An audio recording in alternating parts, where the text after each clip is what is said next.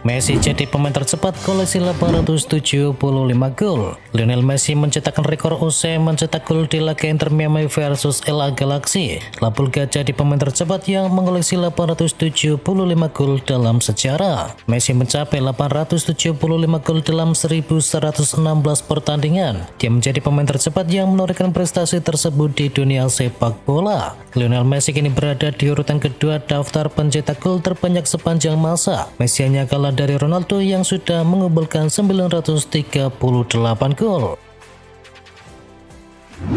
Milan perbarui kontrak Christian Pulisic, Maignan dan juga Sam Lakers. AC Milan berencana menuntaskan pembaruan kontrak 3 pemain kunci. Ketika pemain tersebut adalah Christian Pulisic, Maignan dan juga Alexis Sam Lakers. Menurut laporan dari berbagai sumber, AC Milan dan juga Christian Pulisic sudah mencapai kesepakatan awal. Sedangkan untuk Maignan dan juga Alexis Sam Lakers, pembicaraan pembaruan kontrak akan segera dimulai.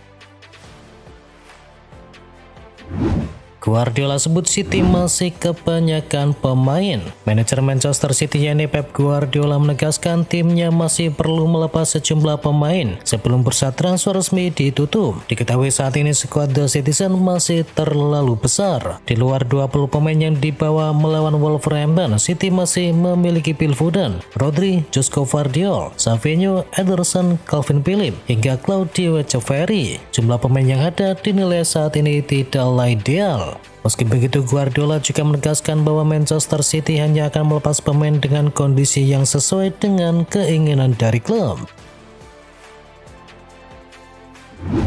Erick Thohir harap Emiliano Jonathan ikut uji coba terlebih dahulu. Emiliano Jonathan sedang dalam proses naturalisasi dan akan memperkuat timnas Indonesia. Ketum PSSI Erick Thohir berharap Emiliano bisa ikut uji coba di bulan September. Erick Thohir sudah bertemu dengan Menpora Dito untuk mengurus berkas naturalisasi dari Emiliano Jonathan. Diharapkan Emiliano sudah dapat kewarganegaraan WNI secepatnya.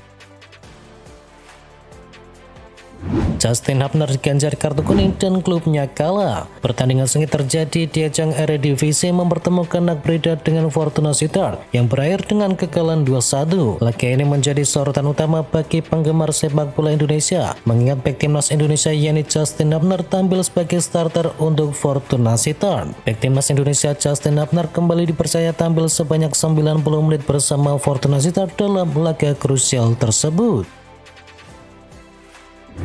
Kevin Dix langsung tancap gas di debut resminya. Kevin Dix akhirnya merasakan debut resminya bersama Borussia Mönchengladbach di ajang DFB Pokal. Bek timnas Indonesia itu langsung dipercaya turun sebagai starter ketika Mönchengladbach bertemu dengan SV Atlas. Borussia Mönchengladbach mampu meraih kemenangan 3-2. Tim asuhan dari Gerardo Seoane itu pun mampu melaju ke babak selanjutnya di DFB Pokal musim ini. Star mengecewakan dari Atletico Madrid. Atletico Madrid tidak berhasil meraih hasil positif pada pertandingan pekan pembuka Liga Spanyol. Los Rojiblancos dipaksa pulang dengan tangan hampa dari markas Espanyol. Partai Espanyol versus Atletico usai dengan skor akhir 2-1. Tim tuan rumah memastikan raihan poin penuh lewat gol dari Miguel Rubio dan juga Pere Milla. Sementara gol sematawayang dari Los Rojiblancos dicetak oleh Julian Alvarez. Debut resmi Luka Modric, Rossoneri menang. AC Milan melangkah mantap ke babak 32 besar Coppa Italia setelah menundukkan Bari dengan skor 2-0. Rafael Leao membuka keunggulan sebelum Christian Pulisic memastikan kemenangan Rossoneri. Laga ini menjadi laga debut bagi Modric berseragam merah hitam, di mana ia masuk di babak yang kedua. Tumbang di kandang, setan merah jadi korban sepak sudut The Gunners. Manchester United harus mengakui keunggulan Arsenal pada laga pekan perdana Liga Premier Inggris. Bertindak sebagai tuan rumah, setan merah justru kalah tipis 0-1 dari Arsenal. Pada menit ke-12, tim tamu mendapatkan kesempatan lewat sepakan pojok. William Saliba melakukan gangguan yang membuat Bayindir tidak maksimal mengantisipasi bola. Situasi itu dimanfaatkan oleh Ricardo Calafiori yang sukses menanduk bola ke gawang MU. Dengan hasil ini, Arsenal pun langsung mengamankan 3 poin dan duduk di peringkat klasemen sementara. Sementara itu, MU harus puas tertahan di urutan yang ke-15. Bruno Fernandes soroti finishing MU yang masih babu. Bruno Fernandes mengakui kegagalan mencetak gol menjadi faktor utama kekalahan. Kami punya peluang tetapi tidak ada yang berakhir dengan gol. Itulah kekurangan terbesar kami hari ini, kata dari Fernandes. Kekalahan ini menjadi evaluasi penting bagi Amorim di awal musim. Jika United ingin bersaing di papan atas, efisiensi di lini serang harus segera dibenahi sebelum peluang berikutnya kembali tersia-sia. Gyökeres melempem lawan MU. Arsenal memang menang di kandang Manchester United, tetapi debut striker baru Arsenal yakni Victor Gyökeres sungguh mengecewakan. Gyökeres yang diharapkan bisa jadi mesin gol Arsenal di laga ini malah tampil melempem. Sepanjang berada di lapangan, Gyökeres tidak mampu berbuat banyak. Dia gagal melepaskan satupun tembakan, cuma memenangi 2 dari 7 kali duel. Performa dari Gyökeres ini jadi pembicaraan di dunia maya. Banyak fans rival yang mengejek dan menilai pemain asal Swedia itu tak pantas dihargai 60 juta pound sterling. Chelsea masih belum panas. Chelsea hanya bermain imbang melawan Crystal Palace di pekan perdana Liga Premier Inggris. Manajer Chelsea yakni Enzo Maresca mengakui performa timnya memang belumlah maksimal. Laga Chelsea versus Crystal Palace digelar di Stamford Bridge. Kedua tim harus puas berbagi poin usai bermain imbang 0-0. Maresca mengakui Chelsea masih belum maksimal. Singkatnya, waktu pramusim disebut Maresca jadi salah satu faktor utama.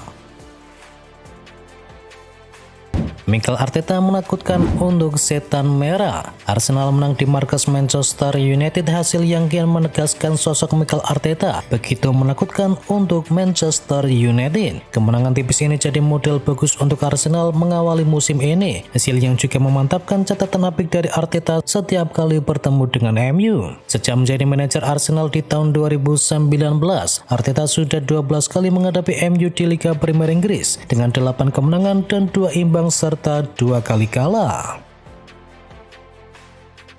Gol Crystal Palace ke Chelsea dianulir gara-gara pelanggaran langka. Crystal Palace sempat membuat gol ke gawang Chelsea lewat Eberechi Eze. Golnya dianulir gara-gara pelanggaran yang langka. VAR yang meninjau proses gol tersebut kemudian menganulirnya. Gara-garanya adalah bek Crystal Palace yakni Maguire. Posisinya terlalu dekat dengan pagar betis dari Chelsea. Wasit kemudian mengambil keputusan itu berdasarkan aturan dari FIFA. Jika 3 atau lebih pemain tim bertahan membentuk dinding, maka semua pemain tim penyerang harus berjarak setidaknya 1 meter.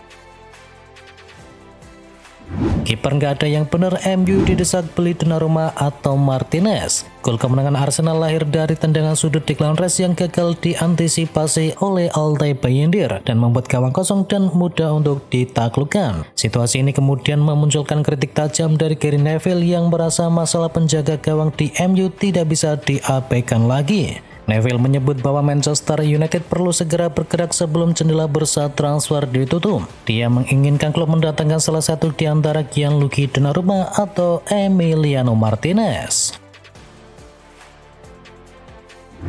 Douglas Luiz semakin dekat dengan Nottingham Forest. Jurnalis ternama yakni Fabrizio Romano mengabarkan bahwa Douglas Luiz semakin dekat untuk meninggalkan Juventus. Romano menyampaikan kabar terbaru bahwa Forest semakin dekat untuk bisa mendatangkan Luiz yang menjadi target berikutnya setelah dari Arnaud Kalimundo dan juga Omari Hutchinson.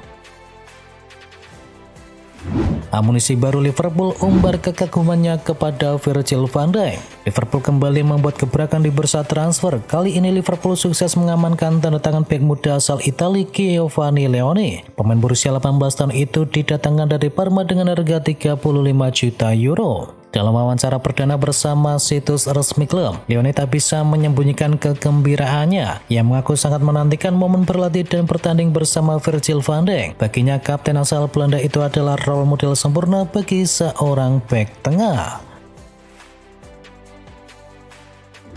Yoane Wissa dan Anthony Elanga bisa jadi senjata baru Newcastle. Setelah gagal mendatangkan beberapa target seperti Joao Pedro, Liam Delap hingga Benjamin Sesko, yang akhirnya malah pindah menuju Manchester United, Newcastle kini dikabarkan semakin dekat untuk bisa mengamankan tanda tangan dari Yoane Wissa. Laporan dari Daily Mail meyakini bahwa Wissa hampir pasti akan resmi bergabung dengan The Magpies pada pekan depan. Dikabarkan harga yang dibicarakan berada di kisaran 35 juta pound sterling. Wissa Pemain yang kini berusia 28 tahun dianggap sebagai pilihan tepat untuk menambah daya gedor dari Newcastle. Ia sudah terbukti sebagai striker berbahaya di Liga Inggris bersama Brentford di musim yang lalu.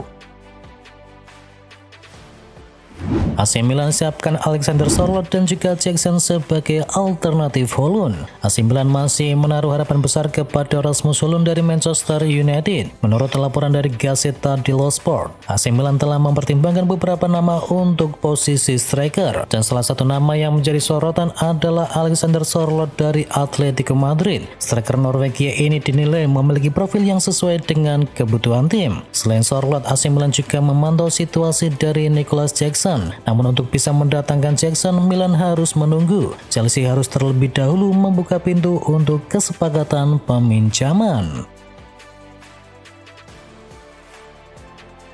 Kejutan, Real Madrid ikut coba bajak target Liverpool Alexander Isak. Real Madrid nampaknya belum selesai belanja pemain di bursa kali ini. Fokus utama mereka kini tertuju pada posisi penyerang tengah. Nama Alexander Isak pun kini muncul sebagai kandidat paling serius yang sedang dipantau langsung oleh manajemen. Kabar keterlibatan Madrid dalam saga transfer Isak pertama kali mencuat lewat Richard Schick. Wartawan dari beIN Sport tersebut mengungkapkan bahwa Los Blancos tengah menunggu perkembangan situasi dari sang pemain. Alexander Isak sendiri diklaim sudah menolak bermain lagi untuk Newcastle United. Meski begitu, masalah harga menjadi penghalang. Newcastle hanya mau melepas Isak dengan harga yang selangit, kabarnya mencapai 140 juta pound sterling.